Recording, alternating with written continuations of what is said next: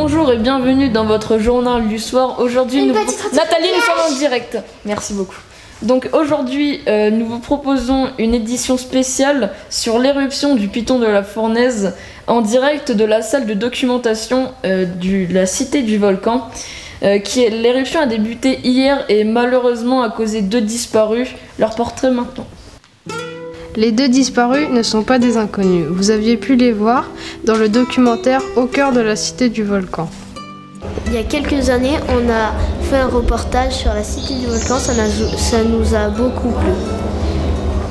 À la base, on devait faire journaliste, sauf qu'on a arrêté de faire journaliste pour être volcanologue.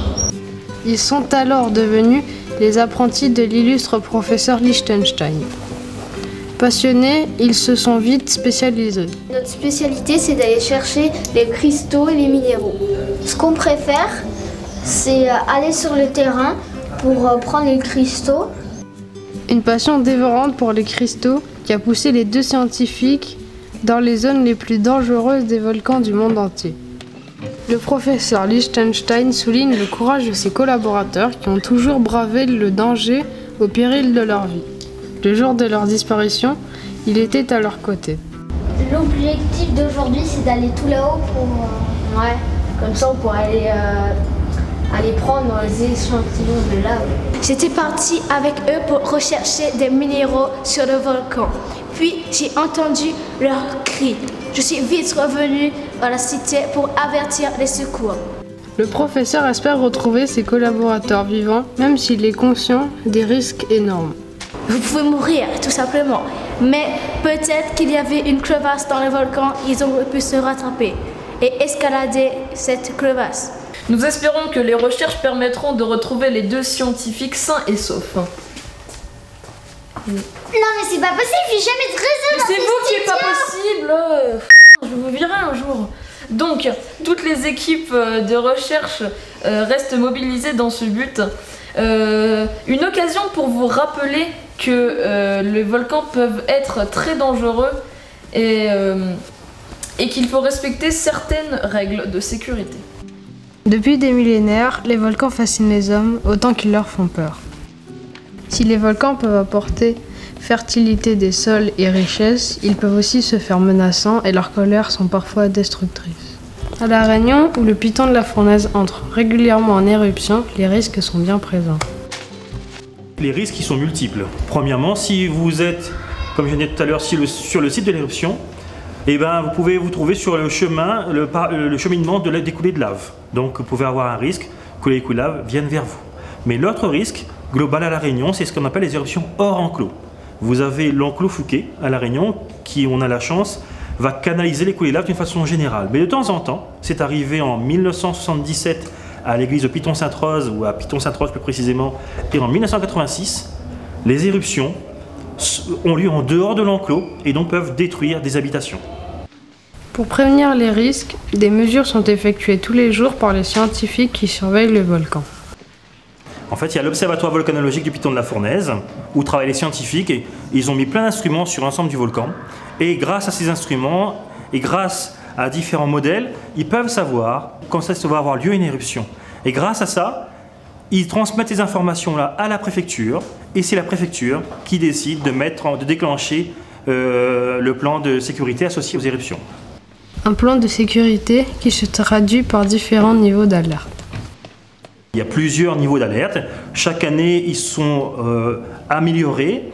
Vous avez bien sûr une phase de préalerte volcanique où l'éruption, on ne sait pas si elle va avoir lieu dans l'immédiat, mais on sait que dans l'absolu, dans la semaine, il y a un risque d'éruption. Ensuite, vous avez la phase 1 qui est que l'éruption est imminente. Elle va avoir lieu dans les prochaines 24 heures. Et enfin, vous avez la phase éruption en cours qui correspond donc à l'éruption qui a commencé. Donc en conclusion, lors d'une éruption, écoutez bien les informations délivrées par la préfecture et respectez les zones d'approche mises en place pour profiter du spectacle en toute sécurité. Accueillons maintenant le professeur Lichtenstein qui va peut-être... Elle est pas possible. Vraiment, c'est pas possible. Je vais vous virer, madame. C'est qui celle-là? C'est mon assistante, elle a rien dans la tête. Donc, accueillons maintenant le professeur Lichtenstein qui va peut-être nous en apprendre plus sur cette éruption très spéciale. Cette éruption est très particulière. La lave a une texture qu'on ne peut pas définir en tant que scientifique. Mes collaborateurs et moi, nous travaillons sur cette éruption. Maintenant, je vous propose de regarder le reportage consacré à vos recherches. Depuis le début de l'éruption, le professeur Lichtenstein travaille d'arrache-pied. Pour lui, cette éruption est particulière. Professeur ? Professeur ? Si. Bonjour, pouvez-vous nous parler de cette éruption ? L'éruption d'hier? Oui. Alors, elle est très différente de celle de d'habitude. La lave coule beaucoup plus vite que celle de d'habitude. Elle coule 4 fois plus vite, ce qui est énorme. La température est aussi très élevée. 3 fois plus que d'habitude. C'est impressionnant. Après la disparition de ses collaborateurs, le professeur tente de percer les mystères des roches prélevées à grand prix. Professeur, que faites-vous sur cette pierre ? Je suis en train de l'analyser. C'est une roche que j'ai découverte il y a quelques heures maintenant. Elle provient de l'éruption volcanique de la journée d'hier. Elle est très étrange car les molécules qu'elle contient, je ne les connais pas. Hors caméra, le professeur a souligné le caractère presque surnaturel de ces découvertes. Selon lui, la texture inconnue des coulées pourrait être d'origine extraterrestre. En tout cas, les recherches continuent pour découvrir la véritable nature de cette matière en fusion qui coule sur les pentes du volcan depuis hier. Alors, un nouveau phase... Les feuilles, tu t'es trompé encore une fois, j'ai envie de dire.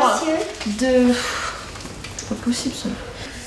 De retour sur notre plateau avec le professeur Lichtenstein. Attends, 2 minutes, j'en appelle. Oui. D'accord. Non. Sérieusement? Donc, info de dernière minute. Les 2 disparus ont été retrouvés. Ils arrivent sur le plateau.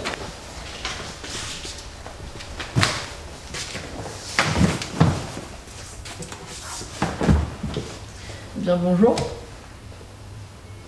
D'accord. Donc, quelles sont les circonstances de votre sauvetage? Très intéressant, merci beaucoup, mais vous n'êtes pas assez intéressant par rapport à lui. Donc, ah oui, merci. Alors, professeur, avez-vous avancé dans vos recherches?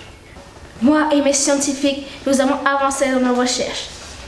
Plusieurs personnes nous ont signalé une odeur particulière de la lave et de l'éruption.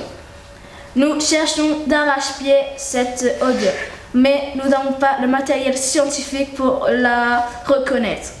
D'accord. C'est un café pour un C'est super gentil, mais pas pour le moment.